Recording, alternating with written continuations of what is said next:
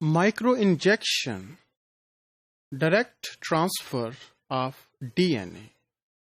So sometime what happens that cells, they are resistant or recalcitrant to the previously discussed methods. For this reason, some direct approaches have to used, and one of the approach, it is based on microinjection. And as its name indicates, here we can use needle-like structure to directly transfer our exogenous DNA into the animal cells. कि इसमें हम injection की तरह की micro needle like structure हम use करते हैं, जिससे डीएनए जो है वो डायरेक्टली जो एनिमल सेल का न्यूक्लियस है उसमें हम ट्रांसफर कर देते हैं. जैसा कि मैंने आपको बताया कि बहुत सारी सेल टाइप्स ऐसी हो सकती हैं जो कि केमिकल मीडिएटेड ट्रांसफॉर्मेशन या फिजिकल दूसरी जो टेक्निक हमने डिस्कस की हैं उसको ये रेजिस्टेंस शो करते हूँ. तो हमने इसके लिए एक टर्म यूज किया रिकैल्सिट्रेंट्स की, कि they are not so easy to transform.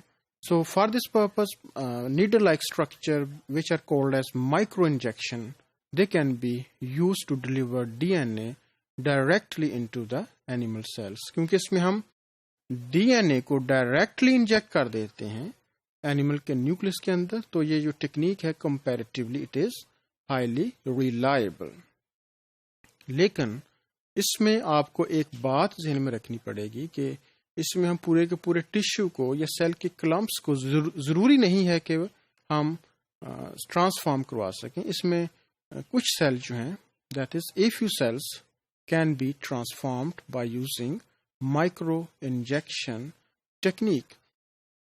And in addition to that, cell lines can be transformed, but some structures like the skin cells, muscle cells, they can also be transformed. And even preparation of the DNA, they can be directly injected into the bloodstream for the tissue transformation.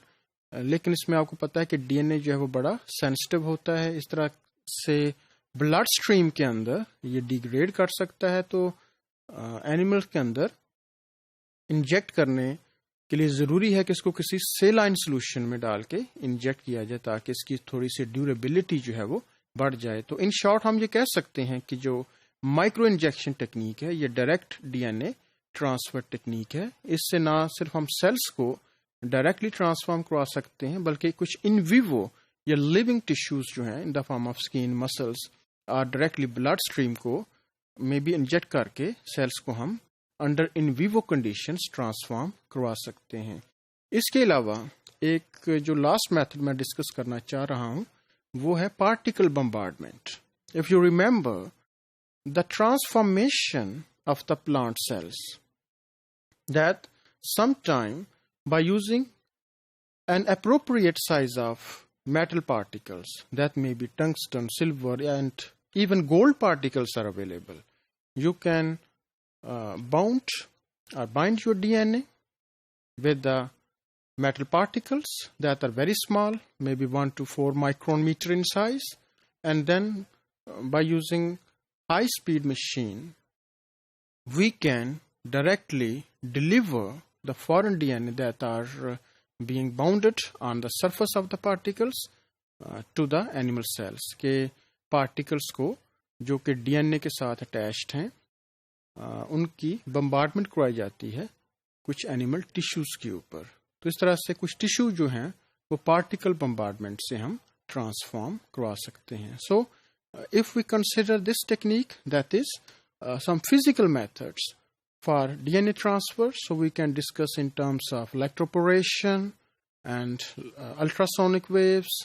Then we can move on to micro injection and even particle bombardment. It can also be used.